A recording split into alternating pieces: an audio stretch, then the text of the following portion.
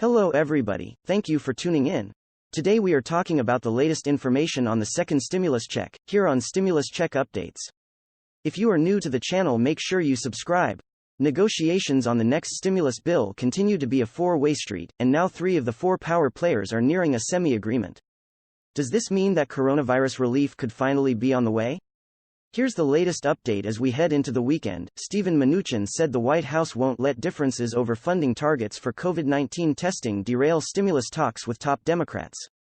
Later, President Donald Trump said that he would raise his offer for a stimulus package above his current level of $1.8 trillion. House Democrats have passed a $2.2 trillion bill. I would. Absolutely I would. I would say more. I would go higher. Go big or go home. Trump said. Nancy Pelosi doesn't want to give anything. She thinks it helps her with the election, Trump continued. And I don't think so. I think it hurts her with the election because everyone knows she's holding it up. We're not holding it up. She's holding it up. The president also took a swipe at his Treasury Secretary. So far he hasn't come home with the bacon. House Speaker Nancy Pelosi, the lead negotiator for Democrats, had identified testing as one of the main sticking points in talks. Mnuchin appeared to cede ground. That issue is getting overblown, Mnuchin said. We've agreed to $178 billion overall for health. It's an extraordinary amount of money. We'd agreed with the Democrats with $75 billion going to testing, contact tracing. What we have been focused on is the language around testing, he added. When I speak to Pelosi today, I'm going to tell her that we're not going to let the testing issues stand in the way. We'll fundamentally agree with their testing language subject to some minor issues. This issue is being overblown.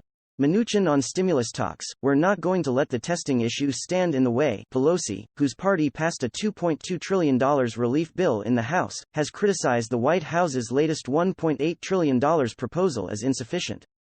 But the conciliatory comments from the White House met resistance from Senate Majority Leader Mitch McConnell later in the day. The Kentucky Republican rejected the idea of a coronavirus relief package larger than $1.8 trillion and deemed his own $500 billion plan a more appropriate response.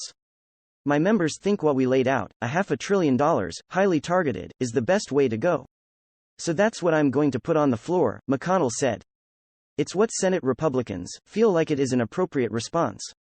The mixed signals from the nation's top Republicans came after the Labor Department's jobless claims report added to concerns that the recovery in the U.S. labor market may be slowing. The department reported that the number of first-time applicants for state unemployment insurance rose to 898,000 during the week ended October 10. That total was the highest number since August 22. The public health crisis also shows few signs of abating, adding urgency to calls for further federal intervention. Daily new U.S. cases of the coronavirus, as a 7-day average, continued to rise and topped 52,345 as of Wednesday, according to a CNBC analysis of Johns Hopkins data.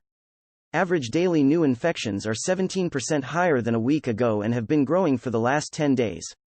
These two issues are holding up the next round of stimulus checks. Negotiations between the White House and Congress have been deadlocked for weeks, but the prospects for a deal before the 2020 election appeared to dim on Wednesday after a spokesman for Pelosi highlighted testing as a key difference between the two sides.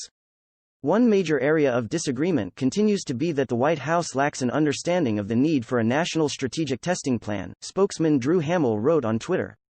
The speaker believes we must reopen our economy and schools safely and soon, and scientists agree we must have a strategic testing plan. The comments from the Treasury Secretary and the Speaker earlier in the week weighed on equities on Wednesday, when the Dow lost 160 points and the S&P 500 shed 0.7%.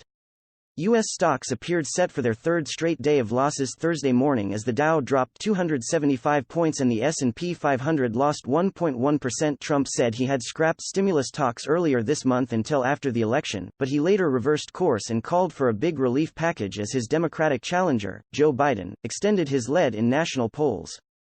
I hope everyone is staying safe out there and holding on the best you can. Thank you so much for watching this far, and make sure you subscribe to stay up to date on information just like this on your stimulus checks.